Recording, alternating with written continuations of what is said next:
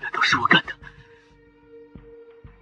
不可能，我对他连强迫的念头都没有。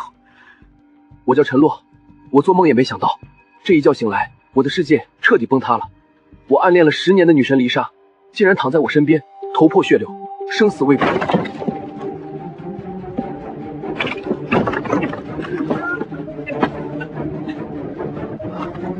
还有气，叫120，把他带走。姓名、年龄、籍贯、职业。陈洛，20，汉中省景县人，彭城大学金融系大2学生。我没杀人。被害人身上全是你的指纹，你身上还有他的抓伤，铁证如山。我没有，这真的不是我，我就试着亲他，被躲开后就晕了，醒来他就这样了。被害人为什么在你家？他被骗光钱，和爸妈吵架，离家出走，找我求助。你追他多年求而不得，就趁人之危？不是的，真的不是。2个警察对视一眼，眼神满是不屑。在确凿证据面前，他的辩解像极了顽抗。可他无论怎么想，都记不起昏迷时发生了什么，只能张着嘴一个字都说不出来。把你和他的关系、今晚的事仔细讲一遍。我说，我初一就认识丽莎了，3年都是前后座。那时她文静秀气，我对她一见钟情，但那时胆子小，始终不敢表白。高2那年，我鼓起勇气写信表白，换来的却是她的退学通知。她说成绩差，家境穷，要去管成学美容。从那以后，我们只偶尔在 QQ 上联系，也就是寥寥数语罢了。直到我考上彭城大学，特意去管城见她。时隔数年，她依旧漂亮，但少了清纯，多了几分妩媚。我当时激动的昏了头，过马路时忍不住攥住了她的手，直到她借口过马路把我的手甩开了。那次见面后，我成了她的提款机，她只在需要钱或者东西时才会联系我，其余时间10天半个月都杳无音讯。2年下来，我办了7张信用卡，欠了3万多，钱花了，却感觉和她的距离越来越远。今年情人节，我捧着花去完成，收到的却是短信，说她有男朋友了，别联系。我浑浑噩噩走了几小时，第2天在麦当劳看到她和一个男人依偎着吃早餐，我没赶上前，落荒而逃。那时候我就决心忘掉她，一边读书一边兼职还债。可前天她哭着打来电话，说被骗光了钱，和父母吵架，离家出走，走投无路，求我帮帮她。我心软了，赶到宛城，把她接回了彭城家里。我父母以为是未来儿媳上门，他们平时很节俭，那天特意请丽莎去了贵价餐厅。丽莎表现得很乖巧，深得我父母满意。当晚父母早早休息了，他们凌晨2、3点要去市场卖菜，全年无休。我和丽莎在房间看电影，气氛很尴尬。她说要回老家投奔旧同事，让我帮忙买票，还要借几百块。我买了隔天的动车票，把身上剩下的钱都给了她。熬到凌晨2点，我听到父母出门进货了，我提出去父母房间睡。丽莎看起来如释重负。起身时我们贴得很近，我闻到她身上的香味，脑子一热就忍不住亲了上去，可她早有防备，瞬间躲开了。我当时羞愧难当，一边道歉一边往外跑。就在那时候，突然我很诡异的失去了意识。警官，真的，我醒来时她就已经那样了。陈洛说完前因后果，忐忑地看向审讯的警察，两人表情平静，能听出他说过往时条理清晰，不像撒谎。唯独说到黎莎重伤，他只坚称失去意识时。你确定要把这番话带到法庭？为什么没人信我？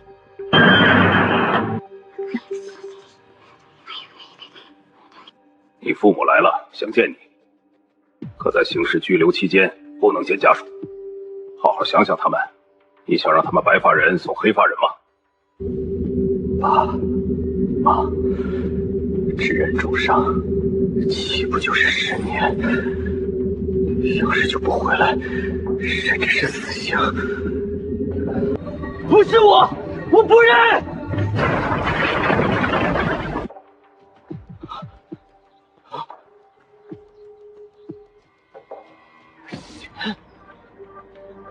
我操！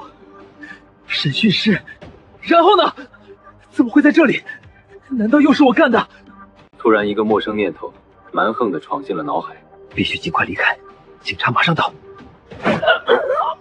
不对，是谁在我身体里？两个念头在他脑中激烈对抗，身体也跟着诡异行动。僵持几分钟后，陌生念头占了上风。想活命，就不要动。接下来，陈洛的身体自动蹲下，快速翻找伤者口袋，搜到10几张100元钞。他顺势检查了下，发现5人只是昏迷，顿时松了口气。他像旁观者般看着自己冲进公园洗手间，洗净脸上血迹，买了顶帽子，大步逃离。离开公园没多久，尖锐的警笛声呼啸而过，至少7、8辆警车冲向东华公园，显然是冲他来的。可陈洛的身体却停下奔跑，慢悠悠走向地铁站，狂跳的心脏也渐渐平静。路过药店时，身体自动拐进去，买了包口罩戴上，遮挡住面目。这种感觉诡异至极，他能感知一切，却无法主导身体。进了地铁，正值下班高峰，拥挤不堪。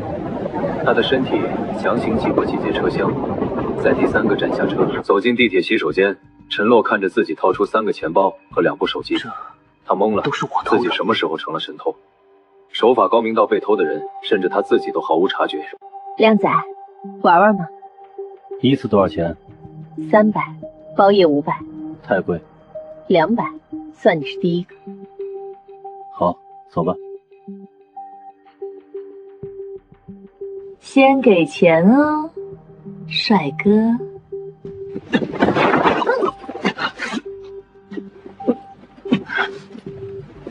陈洛彻底慌了，他本以为身体里的意识是找地方休息，没想到会突然动手，现在更看不懂自己接下来要做什么。我要买狗。拿错了，我这里不卖狗。我还要买水管和狗粮。蔡浩明，别给脸不要脸，我不只认识你，还知道你是何翔的手下。住在荣兴村45栋906，靠网上卖狗赚赌资。带东西来随缘旅馆204，这里是你们朝南会的地盘，你不至于怕我一个人。5000，只有零件，需要你自己装。可以。电话挂断后，陈洛越发茫然，自己到底在交易什么？他盯着自己，又拨通一个熟悉的号码，是父亲陈东兴的。喂，爸，是我。听到爸爸声音的瞬间，陈洛仿佛又变回了那个无助的学生。你在哪儿？没事吧？爸，离沙和东华公园的事真不是我做的，请你们一定要相信我。小洛，你自首吧。爸，在我弄清楚真相前，我不会自首的。挂断电话的自己立刻拆开手机，取出手机卡掰断，丢进蹲厕冲掉。此刻，陈洛向脑海中的自己发出疑问：李莎和东华公园的事，是你干的？可惜的是，陈洛并没有得到任何回应。到底是双重人格，还是精神分裂？敲门声骤然响起，我把床上晕过去的小姐摆成熟睡模样，盖好被子，才开门。先生，贵姓？汪。陈洛戴着帽和口罩，只剩一双眼睛锐利如刀。蔡浩明等人被看得心头一凛，莫名生出被猛兽盯上的危险感。东西在里面，王先生可以先验一下货。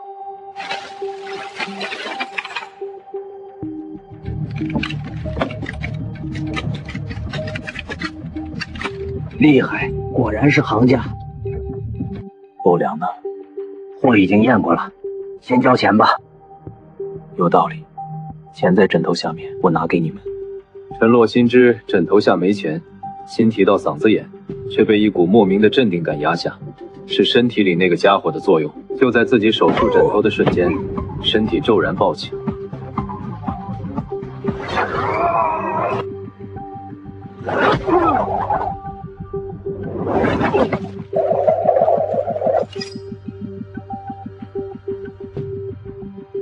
不想死就别动。大哥，枪都给你，别杀我！这是何翔，是翔哥。拨通他，说有老板出100万买药子，要先去工厂看实力，付一半定金。翔哥，有熟人介绍的老板买货，出100万，想先去工厂看下实力。让他拿配型单来，按规矩来，没必要来工厂。大哥，工厂不让外人进，再打过去，翔哥会起疑的。陈洛瞬间反应过来，腰子根本不是猪腰，是人体肾脏。蔡浩明这群人敢卖枪，加上说什么配镜单100万，分明是器官交易。他彻底懵了，一开始以为脑海里的他是想嫖娼，接着是买枪，然后是杀人越货，现在竟跟器官工厂有关，这哪里是交易？他从一开始就应该是冲着何翔去的，找蔡浩明不过是抢武器。一声闷响，第二人格一拳砸在蔡浩明太阳穴上，对方连惨叫都没发出，直接晕死。陈洛又气又急，这锅全得他背，可毫无办法，只能眼睁睁看着自己穿戴好装备，单枪匹马去闯人体工厂。他下意识想往龙兴村外跑，可自己没抢控制权。这时，一个念头涌入脑海：警方已在查那个手机号，很快会通过地铁监控锁定龙兴村，他们说不定已经在路上，必须尽快除掉何翔，再离开。你是故意留线索引警察来，你是知道我会抢控制权，所以用警方逼我妥协。一旦我拖延你的行动，被包围就插翅难飞。你这个王八蛋，到底想要干什么？他是杀了你全家吗？你要这么计划针对他？没错。冰冷的意念传来，带着刺骨的恨意。你到底是谁？我就是你，你就是我，你我本是一体。你没别的选，要么让我废掉何翔，要么被抓判10年8年。以你现在的能力，迟早会被抓住，也没有办法洗脱罪名。简单来说，没有我，你在这个世界上寸步难行。只要你让我办完了所有想做的事情，我会找路子送我们去国外，至少可以有命活下去。放屁！那3个人是你伤的。你确定要拿这话去法庭说？这句话正是审讯时警察问过的。陈洛愤怒却无法反驳，没人会信他的鬼话。再浪费时间，我们都走不了。我可以给你控制权，但你只能对付何翔。你已经伤了这么多人，再动枪，警方会挖地3尺找我。你杀的人越多，我父母越难做人。我答应你，只对付何翔。陈洛无奈放弃控制权，看着自己掉头往龙兴村深处跑，路线全是暗巷，昏暗路段，显然避开了所有监控，对地形异常熟悉。跑了10分钟，山脚下一座工厂映入眼帘，5、6米高的围墙布满电网，大门上方和两侧的夜视监控红光闪烁，安防严密的反常。自己绕到工厂后方靠山处，拿出蔡浩明的手机拨号。您好，这里是鹏城110，请讲。警察同志，我看到新闻上的那个逃犯了，走我了。请问您是在哪里看到逃犯的？请保持冷静。就在龙兴村上面的龙兴工业园，最靠近山脚那个工厂，墙特别高，还有电网，里面黑黢黢的，看着就不像好地方。那个逃犯刚钻进去了，你们快来啊！收到，我们马上派警力过去，请注意安全。你疯了吗？为什么要报警举报自己？你知道下面这个工厂是做什么的吗？那是个人体工厂，这是朝南会的窝点，黄赌毒俱全，坑蒙拐骗，放高利贷，最后把还不上钱的人抓来，摘取特殊的医疗样本去卖，甚至买通医生，按需抓人，贩卖人体器官。现实里真的有这种事，为什么没人管？目标大多是赌徒和烂人，失踪了也没人在意，买家都是有权势的人，他们会提供保护伞。李成斌就是靠这个拉拢权贵。我明白了，你故意报警是想借警察的手毁了这里，顺藤摸瓜端了朝南会。你其实一直很聪明，只需要施加一点压力，你的潜力就能被激发出来。你所谓的压力，就是让我落入这样的绝境。丽莎，她难道也杀了你全家？她是一切的源头，这么说也没错。什么意思？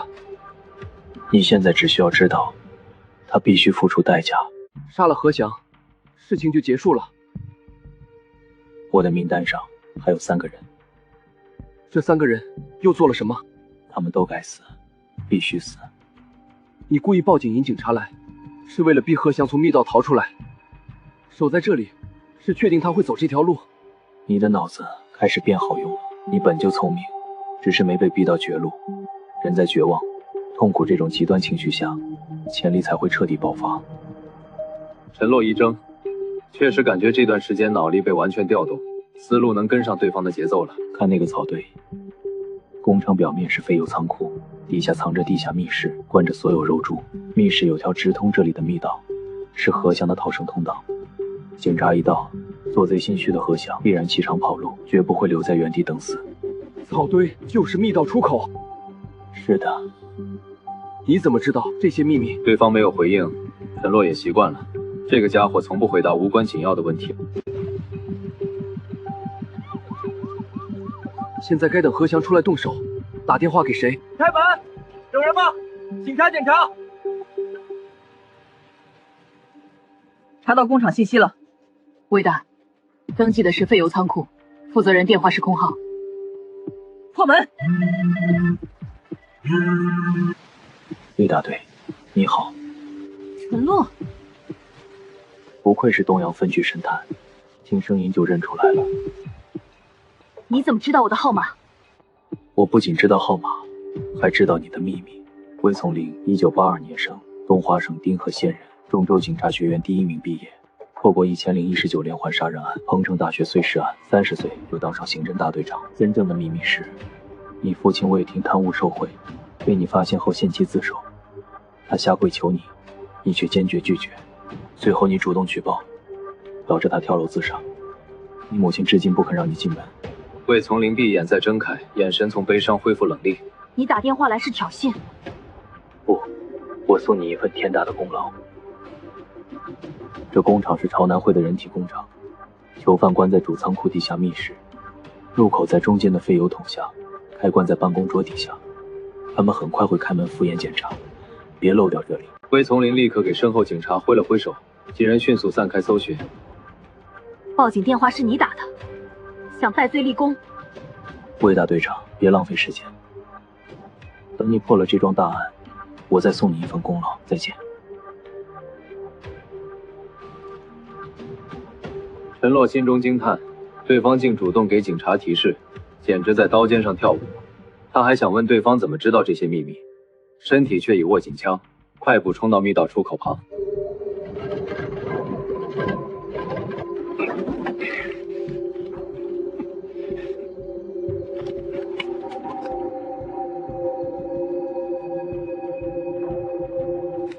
举起手，慢慢转过身来。警察同志，我只是打杂的，被逼的。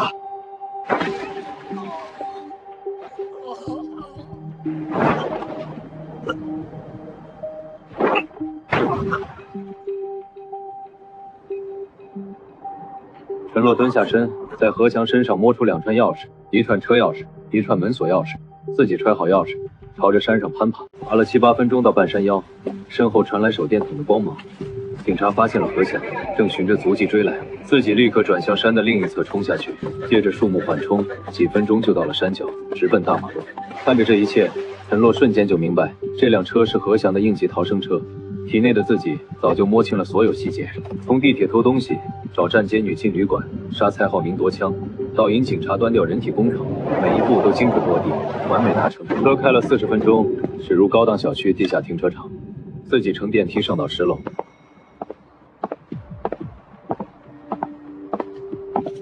用钥匙打开1002号房门，屋内装修豪华，却弥漫着霉味，窗帘紧闭，家具蒙着薄灰，显然久无人居。自己直奔卧室，清空衣柜里的衣服，从一面墙壁用力一推，木板移开，露出1米高的保险柜。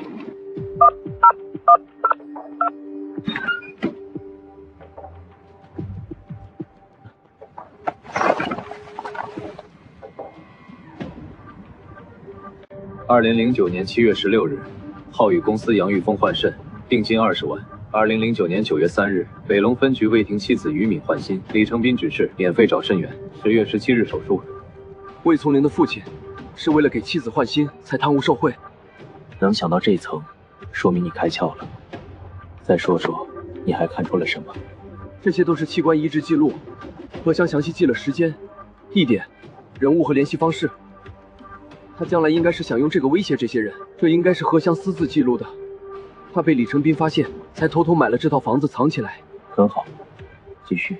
你拿账簿是想用来对付李成斌，因为单枪匹马对付他太难。你先借警方端掉人体工厂削弱他，现在拿账簿是还有后手。不错，继续。李成斌太小心，从不沾手脏活。人体工厂的线索随着何翔死亡已经断掉，警方定不了他的罪。账簿上的人非富即贵，一旦曝光他们买卖器官的事，就算没有实据，也会引发轩然大波。他们会记恨李成斌，不再帮他。这就是你要的削弱效果。远不止这些。你要把账簿寄给魏从龄，之前打电话透露他的秘密，是为了展现实力，让他相信账簿的真实性。他看到父亲的记录，一定会去问于敏。查清真相后，以他的性格，会死死咬住李成斌不放，还会逐个调查账簿上的人，让李成斌众叛亲离。还没完，你还想从内部瓦解朝南会？账簿是何香私藏的，李成斌不知道。你可以把账簿抄一份藏在他手下家里，再把原件寄给魏从龄。警方追查 IP 地址，会找到那个手下。李成斌生性多疑，必然认定是内奸，直接动手清理门户。你是想栽赃陷害他的手下？哈哈，终究是我。大致没错，细节要完善。陈洛头皮发麻，对方的心计简直深不可测。所以你要陷害的人是谁？明天你就知道了。现在睡觉。脑海里的声音戛然而止，不再回应任何问题。陈洛没再追问，疲惫感已如潮水般涌来。这一天的刺激与奔波耗尽了他所有的精神和体力，几乎是头一沾枕，便陷入了沉睡。鹏城东方分局的会议室内，灯火通明。魏从龄站在墙边，将投影仪幕布缓缓降下，身后坐满了神色凝重的警察。李局，陈洛的审讯视频里有疑点。他话音刚落，便吩咐人关掉灯光。指尖在笔记本上一点，幕布上立刻出现审讯室的画面。视频里，陈洛起初唯唯诺诺，满脸慌张，俨然是第一次进警局的模样。可当年轻警察解开他的手铐时，他身形骤然暴起，半截手铐死死勒住对方脖颈，动作狠厉，瞬间就让那警察双眼翻白。中年警察惊慌之下丢出钥匙，开门放行时还在呵斥：“这里是警局，你跑不掉。”陈洛却毫不在意，稍稍松开手铐，挟持着人质大步离开。魏从龄按下暂停键，镜头被不断放大。此时陈洛的眼神冰冷刺骨，杀气扑面而来，与之前判若两人。诸位都看得到，前后两个陈洛根本不像同一个人。会不会是他一直在演戏？不像，他被审讯时的眼神、表情、肢体动作都太过真实。若真是演技，堪比影帝。可他才20岁，履历简单，根本没有学过演技的经历。也可能是精神变态，天生擅长伪装。不排除这种可能，但他后续展现的疯狂和格斗能力，绝非精神变态能解释。魏从龄按下播放键，画面切换到大街上，警车追逐着警车，最终在一座桥上被撞断围栏坠河。我们只救回了小吴，陈洛不知所踪。我们以为他顺流而下，没想到他溺水跑进东华公园的望月塔，睡了一整晚。天亮被管理员发现报警，韩磊他们最先赶到，却被陈洛以一敌5全部放倒。韩磊至今昏迷。受伤的同事说，陈洛的格斗技巧庞杂且致命，泰拳、巴西柔术、截拳道的杀招信手拈来，这些技巧绝非短期能练成。以他的家庭背景，也根本没条件学习。但有个奇怪的细节，他击倒韩磊等人后，打了120才转身离开。小刘没完全晕过去，说看到陈洛的身体很怪异，一会儿想跑，一会儿又蹲下来搜身。从龄，直接说结论。李局，我认为陈洛是多重人格，只有这样才能解释他的矛盾表现。主人格没杀离杀，所以表现的无辜真实。众人纷纷点头，认同这完整的逻辑链。你觉得哪种可能性更高？第二种，朝南会内部有奸细。魏从龄清点笔记本，幕布上出现随缘旅馆的照片，蔡浩明和2个手下倒在血泊中。这3人今晚死于此处，凶手极可能是陈洛，他报警用的就是蔡浩明的号码。我们在蔡浩明住所搜到大量制枪零件和工具，他长期通过网络售卖零件，还在本地有销售网络，用以换取毒资。4.26枪击案的枪支弹药正是他制造的。在场警察神色各异，没人想到魏从龄竟顺带破了3桩大案。为什么蔡浩明死了，你就认定有内部奸细？朝南会禁止手下私自贩枪，蔡浩明的面对面交易只接受熟人介绍。陈洛能将他们引到小旅馆，必然有内部人担保，否则蔡浩明绝不敢冒险。幕后之人本想让陈洛拿枪杀何翔，没料到他会直接带我们端了人体工厂。介绍人若是盛蒙的人，蔡浩明不敢应约，所以大概率是内部奸细。陈洛杀他们是为了灭口。现在最麻烦的是，陈洛手上有枪了，从何翔体内取出的子弹与蔡浩明窝点制造的完全一致。以后抓捕行动，所有人必须配枪。明白。此事影响极大，市里面和省厅都在关注。虽然破了3桩大案，但首要任务仍是抓捕陈洛。不管他是多重人格，还是与人合作，必须限期归案。是。众人纷纷点头，认同这完整的逻辑链。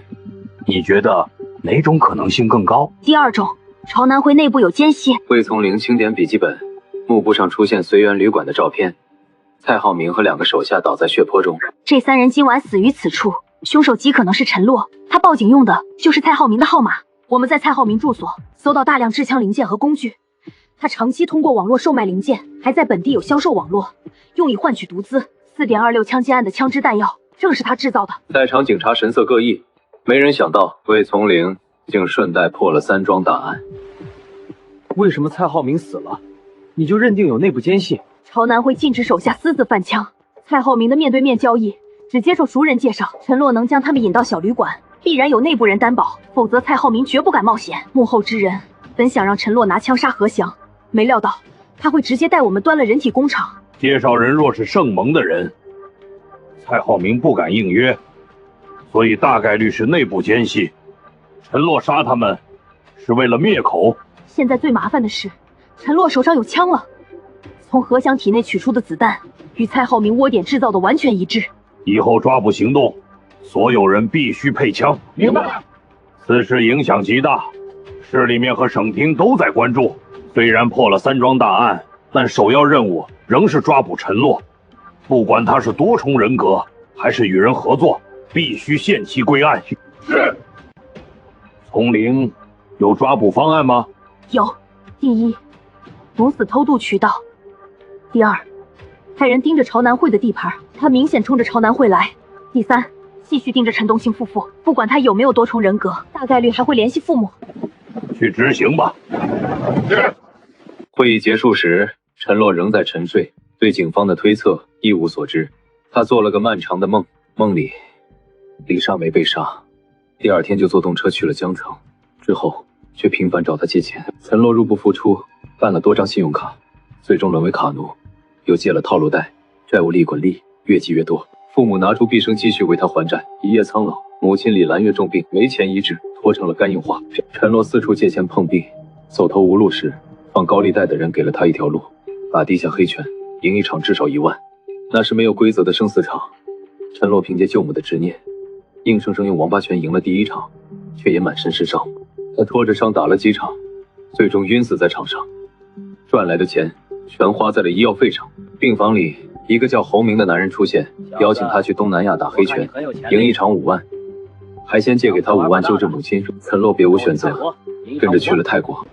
陈洛怒吼着惊醒，脸上满是泪水。天已亮，他仍在何翔的秘密房间里。这个梦太过真实，真实到他能清晰回忆起泰国训练的细节，能准确说出人体所有致命部位，甚至知道怎么用枪，还会讲泰语、马来语、英语和西班牙语。他颤抖着拿起床头柜上的枪，意念一动，不到10秒就将其拆卸成一堆零件，再闭眼摸索，同样不到10秒，枪便重新组装完毕。Good demonios me pasa。当这句西班牙语脱口而出时，陈洛彻底僵住。他从未学过用枪，也没学过西班牙语，可这些技能此刻如同本能般刻在骨子里。你给我出来！我到底怎么回事？你又是谁？你不是早就有了答案？脑海里的声音淡淡响起，陈洛脸上满是惊疑。你真的是我？是。得到肯定答复，陈洛浑身戾气仿佛被抽干，瘫坐在床上。他终于想通了所有疑点。这个家伙在他身体里复活的那一刻就杀了丽莎，因为在他的世界里，丽莎是一切悲剧的根源，丽莎必须死。他从警局逃脱，知道蔡浩明有枪，知道人体工厂的密室和密道，只因他来自2018年，经历过这一切。他杀何翔是因为前世何翔将本应给母亲的甘源让给了林孝堂，他的必杀名单上还有林孝堂父子和李成斌，而自己现在能熟练用枪，说外语，都是因为共享了他的记忆和技能。你不是艺术家吗？为什么不能无声无息杀了丽莎，非要把我变成通缉犯？那个时候我刚和爸一起被炸死。脑海里的声音带着一丝不易察觉的痛苦。你刚也感知到了我的情绪。复活后看到丽莎这个祸根，我根本控制不住怒火。陈洛沉默了，他能理解这种极致痛苦后的疯狂。为什么你会复活？不是复活，是我的意识被一股力量吸引到了这个世界。这几天我发现，我的世界和你的世界有细微差异，比如直到2018年，米国出现的是第一位女总统，而非黑人总统。所以我推测，这是多元宇宙。平行世界理论？没错，翻转硬币时，宇宙会因正反面一分为二。人生的每个关键选择都会造就不同的命运。前世我选择当丽莎的舔狗，最终家破人亡。而这个世界，我替你做了选择，你只能变强求生，再也无法回到原来的轨迹。所以你是杀手版的我，而我是废物版的我。陈洛哑口无言。是，对方坦然承认。你的身体像黑洞，吸引了刚死的我，但我能存在的时间不长。随着丽莎和何翔的死，我的执念减轻，意识也在变弱，这也是你能共享我记忆的原因。等我除掉剩下3个人，执念会彻底消失，你就能完全掌控自己的身体和人生。陈洛松了口气，没人愿意身体和人生被操控，哪怕对方是平行世界的自己，但他很清楚，丽莎之死，东华公园袭警，铁证如山，父母都不再相信他，司法机关更重证据，国内也无人格分裂脱罪的判例，他只剩一条路，帮杀手版自己完成复仇，再偷渡出国。我如果拒绝呢？你该记得2次失忆，那是我完全压制你的意识，掌控了身体。你现在的意志力根本无力反抗，我不这么做，只是会让我变得虚弱，需要时间恢复。陈洛沉默，他知道对方没说谎。杀丽莎的时候，你就想把我逼上绝路，让我不得不帮你。是，我反复说过，你我都需要极致压力才能激发潜力。按你以前的轨迹，就算不被丽莎拖累，也只会是个普通打工仔，连我的高度都达不到，活着有什么意义？做普通打工仔，总比当通缉犯亡命天涯强。我无法忍受你甘当废物的思维。李斯说，垢莫大却卑贱，而卑莫甚浊穷困。你就算成不了太阳，也该像流星，证明自己来过。陈洛一怔，瞬间懂了，对方清楚他的心智，替他斩断退路。废物在当前困境里活不下去，通缉犯怎么光芒万丈？引人注意，只会死得更快。我死前背着13国通缉令，照样随心所欲，钱财无忧。偷渡后找顶尖整容医生，改头换面，再买个真实身份，并非难事。我知道相关产业链，有钱就能办成一切。算了，我没别的选择。但愿你少折腾，让我活到出国。你没发现重点？什么重点？你共享了我的部分记忆，包括生死类上练出的格斗技能。这不是黑客帝国的程序下载，你还继承了我的战斗意识和直觉。我们本是一人，熟悉这具身体的优缺点。你的潜力远胜我，我满身暗伤，而你年轻的身体只要加强锻炼，能发挥我巅峰甚至更强的战斗力。还有那几门外语，你现在也能用了。这意味着我能拥有你所有技能？没那么简单，你现在只同步了部分记忆，要解锁全部技能，必须帮我了结所有执念。这笔买卖不亏，这些技能能帮你节省大量时间，为站到更高位置铺路。难怪有些记忆断断续续。你昨天让我推理计划，是想培养我动脑，万一你不在了，我也能活下去。不，我是想让你站到更高位置，而非苟活。我这辈子不算碌碌无为，但上限已定。你才20岁，有大把机会和时间。陈洛愣住，对方竟对他有如此高的期待。你现在虽废物，却有无限成长潜力。无限潜力？你以为我是最后一个被你吸引来的？我进来时，还有一道薄弱的意识和我争抢身体。应该是更废物的平行世界的你，被我驱逐后魂飞魄散。若后续进来的陈洛都有我的能力，你同步他们的记忆，技能会越来越多，人生上限也会不断突破，这就是无限潜力。为什么只有我能成为容器？这是你以后要找的答案，我没时间浪费。话音刚落，陈洛的身体便站起身，走向保险柜，拿出2部手机。你在你的世界已经杀过李成斌，为什么不直接动手，非要这么麻烦？既然能重来，为什么让他死得痛快？我要让他亲眼看着犯罪帝国崩塌，让他体会生不如死的滋味。可这个世界的仇人不是你那个世界的人。他们同名同姓，做着同样的恶事，就是同一个人。你要陷害的是谁？姚安福，朝南汇地下赌场负责人。杀手版陈洛一边开机拍账簿照片，一边说道：何想和他不和，本想抢赌场业务，却败给了更得李成斌信任的姚安福，只能负责人体工程。何想偷偷记录器官移植的把柄，就是出于不满。拍完照片，杀手版陈洛揣起账簿走向阳台，左右观察确认无人后，双手扶栏翻了出去。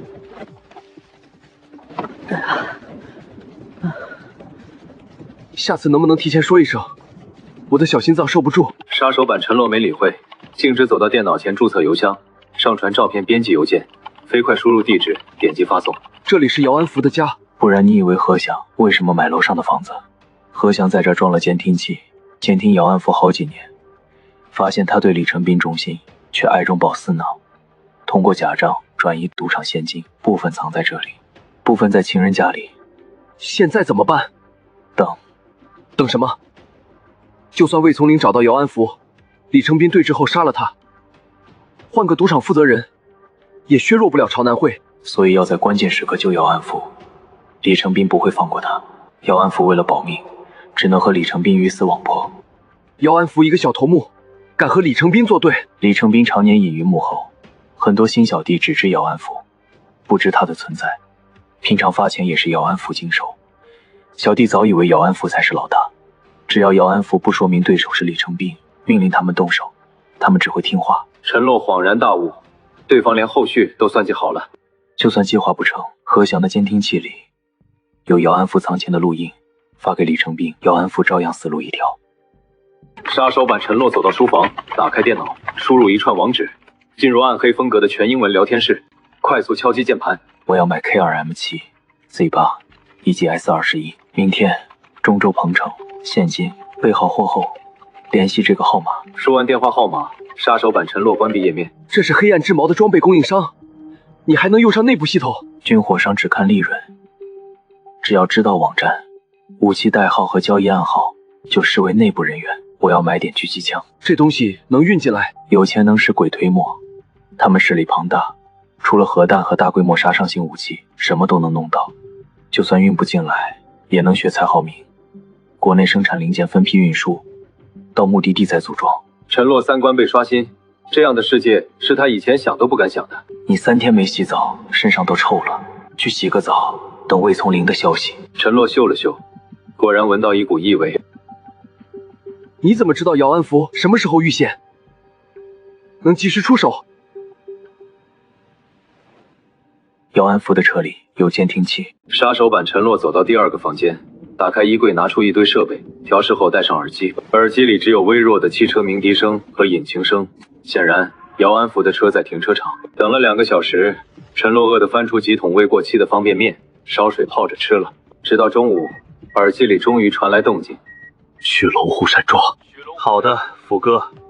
杀手版陈洛立刻拿出手机拨号。喂，姚安福，你车里和家里有李成斌装的监听器，他知道你赌场做假账，还把钱藏在住处和情人家里。别说话，别露异样，有人在监听，听明白就嗯一声。啊，今天东阳分局的魏从林找过你，他问的是人体工厂的账簿，还给你看了照片。你现在接到了李成斌的电话，让你去龙湖山庄。你该清楚，去了就活不回来了。他知道对方说的是实话，人体工厂被端后，李成斌本就在查内奸。魏从林带着账簿照片找上门，自己再被查出私藏钱，必死无疑。想活下去，就听我们警方的指示。姚安福心中怒火翻涌，猜到是警方设局嫁祸，但他屁股不干净，只能任由拿捏。现在别去龙湖山庄，也别回家，挂断电话，让司机掉头回酒店赌场，派人去接你老婆孩子。李成斌已经派人去绑他们了，要灭你满门。姚安福想质问为什么不派人保护，却不敢出声，只能嗯了一声。回赌场后，让你手下把另外3家赌场的现金都运过来，账户资金全部转到你名下。这笔钱是你谈判的筹码，也是唯一的活路。办好这些，排查赌场的监控和监听设备，没问题后打这个号码。挂断电话，姚安福立刻给司机看短信。车内有监听器，别说话，掉头回酒店，到地方放我下来。你去世纪酒店赌场，让他把昨晚的现金送过来。司机慌忙点头掉头。豹子，放点歌，音量调大。趁着音乐掩护，姚安福在座位靠背后面找到藏在皮套里的监听器，眼中闪过怒意，却没动它。别打麻将了，有人要杀我们全家，赶紧去学校接小豪去机场，我给你们买去米国的机票。谁跟你开玩笑？快去！挂了电话，姚安福进电梯刷到顶层，手机收到一条录音。福哥，今天转移的钱都在这儿，账做好了，放心，查不出来。小心点，被老大发现，我们都得死。福哥，不如单干吧，老大什么都不做，却躺着收钱，我都替你不值。闭嘴，你嫌命长了。福哥，拿20万，滚蛋！谢谢福哥。姚安福脸色铁青，他知道自己已无路可退，只能跟警方合作。快把另外3家赌场的现金全部运过来，账户里的钱全部转到我的名下，马上！与此同时，何翔家里，陈洛通过监听器听到姚安福家传来翻箱倒柜的动静。不到10分钟，一个冰冷的声音响起：斌哥，在姚安福家里找到了工厂的账簿，还有大概500万现金，应该是从赌场偷的。知道了，把钱带回来。是。10几分钟后，脚步声远去，门锁声响起，楼下恢复安静。陈洛心中佩服，杀手版陈洛果然算无一策。李成斌真的在叫姚安福过去的同时，派人来搜证据了。这一招太狠太绝，姚安福为保命必然反戈，李成斌的赌场会彻底瘫痪，朝南会也会因内斗损失大量人手。手机突然响起，正是刚才和姚安福通话的那部分。警察同志，我已经照做了，你们什么时候抓捕我？还不是时候。你们都知道他私设赌场，开人体工厂，为什么还不动手？人体工厂没有能指向李成斌的证据，何强收现金无交易记录，现在已被灭口。小弟和被救的人都不认识李成斌，我们需要赌场的借款合同、账簿和转账记录，才能将他定罪。姚安福彻底打消疑虑，这些细节只有办案警察才可能知道。这些东西都在我手上，抓住李成斌后一定要算我立功。当然，把东西送到东阳分局给魏从林，就算立大功。好，我马上派人去办。挂断电话，杀手直奔书房，打开电脑，下载安装了一个程序，屏幕上弹出一段短信对话，发件人号码正是姚安福的。7000万，全部换成美元。这么大数额，至少要3天。今天就要，手续费可以多给20%。啊，成交。这是姚安福的短信。是我发给他的录音里藏了木马，他一点击，手机就被监听和读取了。他很清楚，跟李成斌拼是死，自首也要坐10年8年牢。手里的钱足够他在国外逍遥，他必然会装配合，实则换美元跑路。那现在怎么办？让他跑不掉。杀手戴上口罩、帽子和墨镜，将脸遮得严严实实，握枪出门。刚关门，隔壁1003号房也走出一个女人，同样的黑框眼镜、帽子和口罩，身姿婀娜。两人对视一愣，杀手率先收回视线，走向电梯。女人多看了他2眼，也跟着过来等候。他认出我了。遇事冷静，他要是认出你，早回屋报警了。果然，女人看了片刻，便收回目光。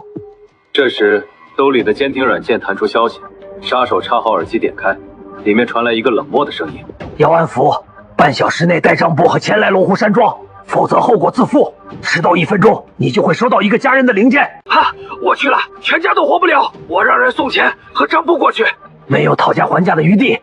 是刘泽恩。陈洛瞬间听出声音，正是刚才去姚安福家搜东西的人。能不能救他的家人？姚安福自己都不想救。龙湖山庄在北边，他却往南边去，而且他刚打过东航的订票电话，订的是去米国的国际航班，他要去机场跑路。世上怎么有这么恶心的人？人心比你想的险恶。对他来说，父母年老，老婆孩子可以再找，只有自己活着和钱最重要。电梯到达的提示音响起，杀手正准备进去，却发现里面挤满了人。为首是个160、70斤的胖女人，浓妆艳抹，香水味刺鼻，身后跟着一群黑衣保镖。门一开，隔壁的女人吓得转身就跑。你这个贱人，还想跑？胖女人尖叫着冲出去，保镖们紧随其后。女人反应极快，砰地关上房门。杀手站在一旁避开冲撞，等他们砸门时，才慢悠悠走进电梯，按下地下停车场。一只匪手突然伸进来，挡住电梯门。胖女人怒视着他：“小子，你是不是和那个贱人一伙的？”“不是，我不认识他。”杀手按下关门键。“放屁！你们都打扮的鬼鬼祟祟，肯定是一伙的！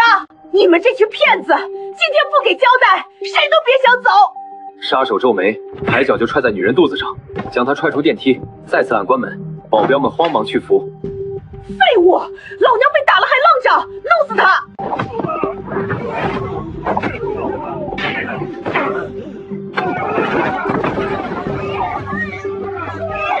压死我了！女人凄厉尖叫。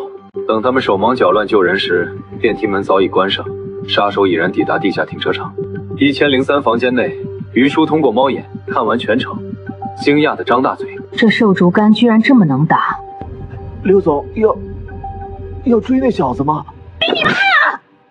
你们这群废物！啊，痛死我了！他现在都跑了，你上哪儿去追？是，您说的对。给我撬门！今天非要抓住这个贱人！非法入侵民宅，我可要报警了！你敢？警察来了也是抓你这个骗子！我们签了正式合同，你投资损失3000万的事，要是被老刘总知道，你觉得他会把10几个亿的家产留给你这个赔钱货吗？胖女人脸色骤变，咬牙道：“3000万还我，剩下500万归你。”不如5-5开，让你和老公记得深刻点。你！胖女人气得发抖。你等着！与此同时，杀手驱车直奔机场。半小时后，他将车停在机场停车场离电梯最近的位置，躲在城中柱后。定位显示姚安福已逼近，果然，一辆黑色奔驰很快驶来，停在城中柱旁。姚安福刚要推门，副驾驶门被猛地拉开，一支装着消声器的枪顶在了他眉心。“大哥，包里有几万块，都给你。”赌场的账簿在哪？姚安福神色一变：“你是李成斌的人？”再问一遍，账簿是哪个？姚安福痛得满头冷汗，哆嗦着指向包里的黑色 U 盘。杀手拿起 U 盘，注意到其中一个带有微型显示屏，便让姚安福拿出笔记本，开机插 U 盘，确认文件后，杀手拔下 U 盘收好，又打开浏览器历史记录，找到瑞士银行的网址。杀手将带有微型显示屏的 U 盘插入电脑，那是瑞士银行的转账安全工具。姚安福被逼无奈，哆哆嗦嗦输入信息，屏幕显示账户内有1000多万美金。杀手追问转账密码，姚安福闭着眼报出，陈洛却看得清楚，杀手只是在键盘上乱按，他根本没有瑞士银行账户，只是为了套取真实密码。记下账户信息，杀手合上笔记本放进包。给你手下打电话，说你老婆孩子被绑架，让他们带家伙去龙湖山庄救人。姚安福瞳孔骤缩，惊怒交加：“你不是警察！”动动脑子，彭城除了警方，谁会对付李成斌？姚安福如梦方醒：“你是易胜天的人。”我老板的目标是李成斌，你的命没用，按我说的做，你还能带着情人家里的几百万跑路。姚安福迟疑片刻，咬牙答应，拿出手机拨号。福哥，什么事？虎子，李成斌抓了我老婆孩子，让所有兄弟带家伙去龙湖山庄救人，赌场现金分给大家，救回人再缴1000万。干他娘的！福哥放心，我们一定救回嫂子和小豪。挂断电话，姚安福刚想求饶，杀手举枪对准他的太阳穴，扣动了扳机。世界酒店内，胡子跳上赌桌：“兄弟们，福哥家人被绑架了。福哥说了，现金平分，砍死李成斌奖1000万。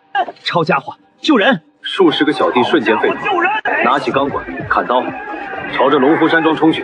龙湖山庄占地10几亩，建有10多栋别墅，配备州界报警系统、无死角监控和专业保镖。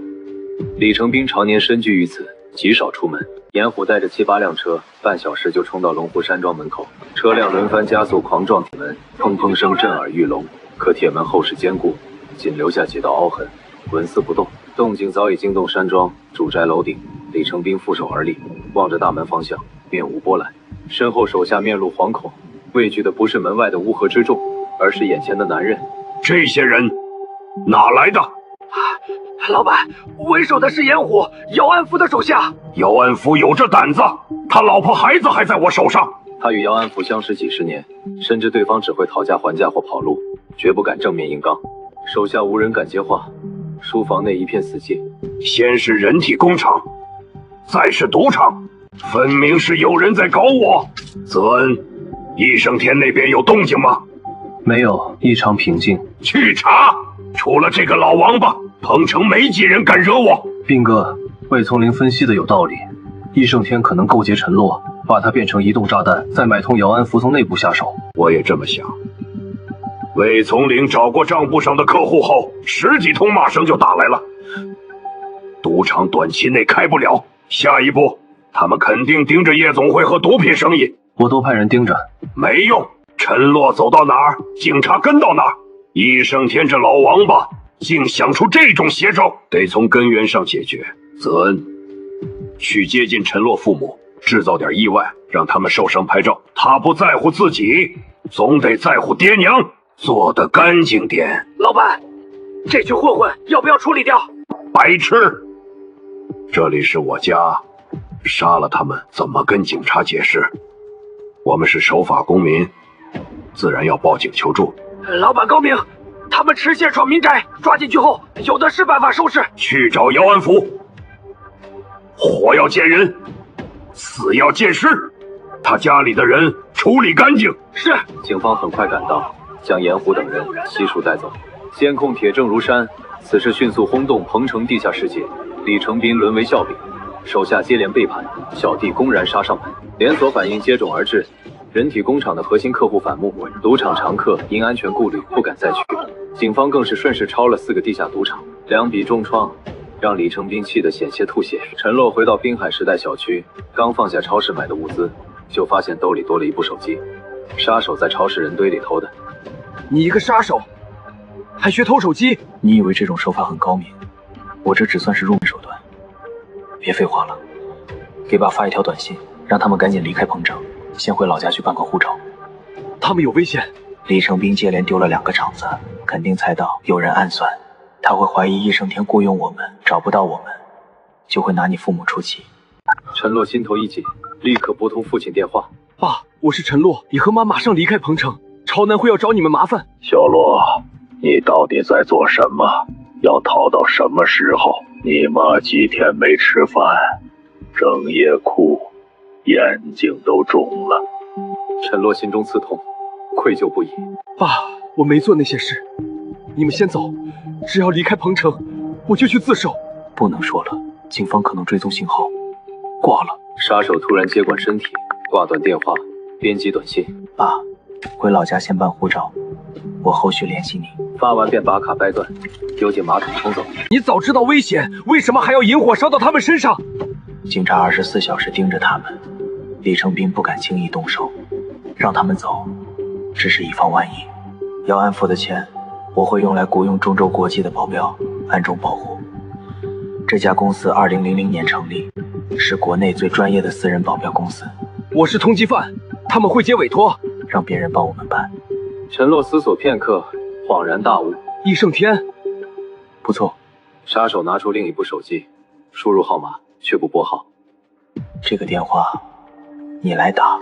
陈洛一愣，随即明白这是锻炼他。他深吸一口气，压下忐忑，按下拨号键。喂，我是陈洛，易老大应该知道我是谁。陈洛？谁是陈洛？我为什么要认识你？电话那头语气居高临下，陈洛瞬间识破易胜天在装蒜，想掌握主动权。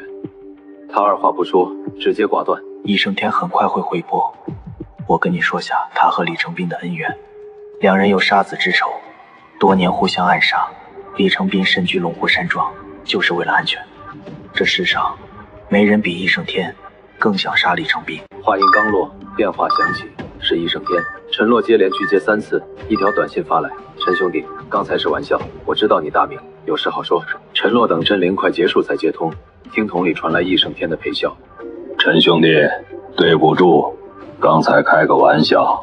易老大，我没闲工夫客套，我要朝南会涉黄和贩毒的窝点，这不是求你，是互相帮忙。我们的目标都是让李成斌生不如死。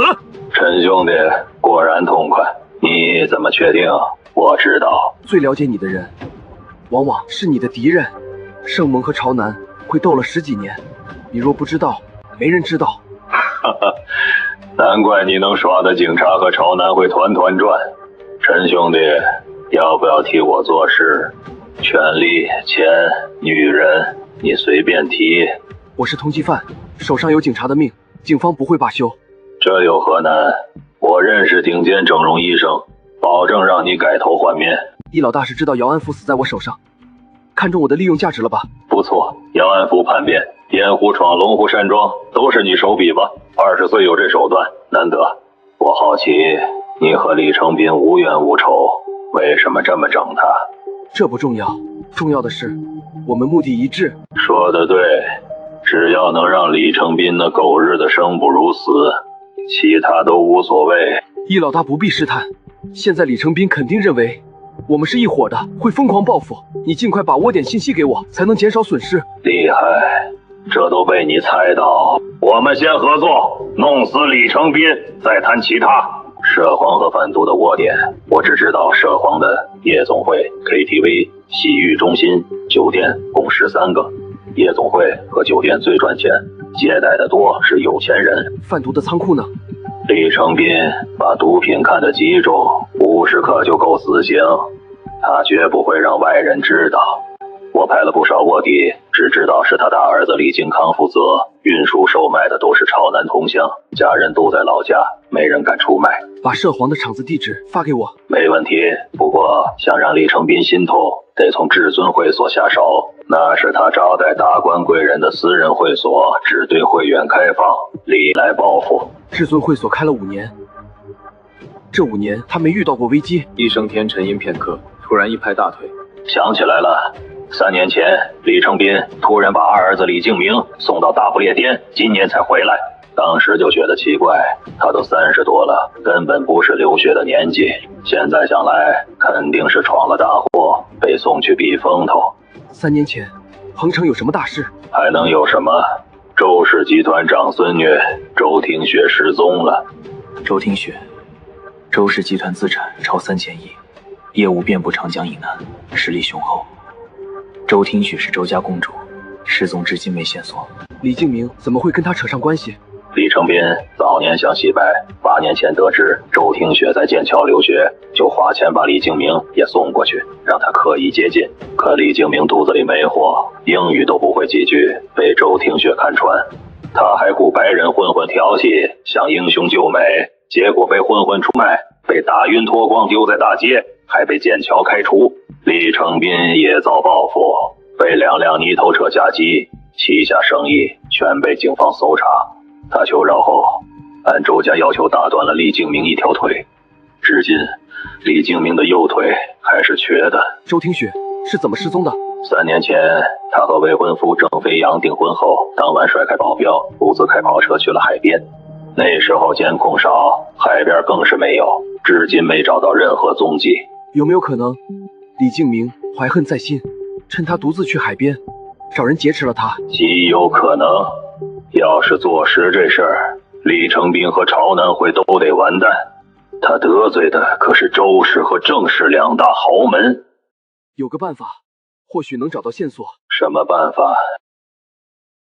第一，让至尊会所的卧底查3年前突然不再光顾的会员，能帮李成斌掩盖周庭雪失踪的证据，必然是被他握有把柄的权贵会员，决裂后不会再去。那第二呢？直接抓李敬明审问。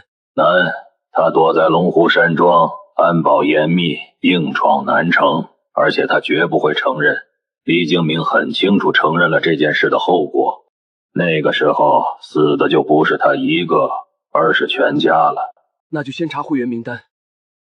另外，麻烦易老大帮我雇中州国际的保镖，暗中保护我父母。我让手下直接保护。不行，你的人出现只会坐实我们合作的嫌疑，我父母会更危险。找个和你无关的人去办，费用我来出，稍后发境外美元账户给我。陈兄弟倒是不欠人情。好，办妥后告诉你费用，涉黄厂子地址马上发你。挂断电话，陈洛长舒一口气，紧绷的神经才放松。刚才看似从容，实则全程紧绷，全靠高速运转的脑力撑着。表现不错，先展现实力再提要求，抓得住易胜天的心思。周庭雪的事别管了。为什么？这是弄死李成斌的最好机会。我可以确定周庭雪的失踪和李敬明无关，就算有关，也是他故意做的。2018年，周氏集团押注新能源，市值破万亿，掌舵人就是36岁的周庭雪。周哲海力排众议，越过2代、3代男丁传给他。他当年是故意失踪，2013年他会回周家的。这种豪门恩怨，你现在碰了就是粉身碎骨。先解决李成斌，可以等易胜天的调查结果。若李成斌真掩盖了证据，直接交给周家就行。周听雪没出现，周郑两家必会逼问李成斌，我们借刀杀人即可。悟性很高，对付李成斌这种人渣，就得以多攻读。接下来我们怎么办？打蛇打7寸，先将至尊会所给处理了，再等易胜天的消息。如果我是李成斌，肯定能猜得到我们下一步会盯上他的黄河毒的生意，尤其是至尊会所，而且他手下的人还不用动手，只要看到我，直接报警就行了。哼，但愿万无一失，给他的打击越重。我有个办法，能一次性砸了所有场子，还没人敢再去。陈洛听到计划，惊道：“这已经不是玩火，是玩炸弹。”有用就行。我们一起推敲细节，做到天衣无缝。两人从下午推演到晚上，确定无误后，陈洛吃过饭便睡下。梦中，他竟掐着黎莎的脖子，对方痛苦呼救的模样无比真实。他拼命挣扎，却挣脱不得。醒醒！杀手的怒喝将他惊醒。屋内漆黑一片，还未等他反应，身体已被杀手掌控，抓起带消声器的枪，赤脚守在门口。外面传来轻微的脚步声，至少2人。房门被轻轻扭开，一个黑衣蒙面人握刀闯入。杀手毫不犹豫开枪，蒙面人应声倒地。门外第2人见状转身就跑，杀手再开一枪，子弹打在对方身前地面，吓得他僵在原地。我问你就答，迟疑就死。懂了。谁派你来的？刘心怡，那个很胖的女人。杀1003的雨树。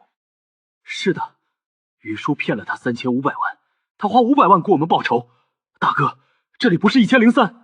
杀手看向门外墙壁，瞬间明白1002和1003的门牌号被对调了，是余叔故意为之。刘心怡是什么身份？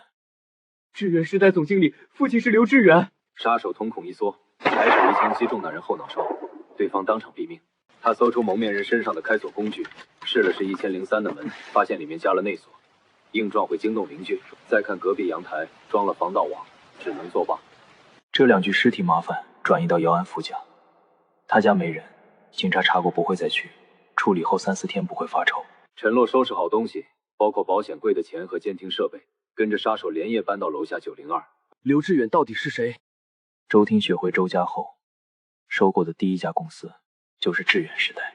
刘致远退休后教女儿刘心怡打理，他投资亏损，公司估值从18亿跌到9亿。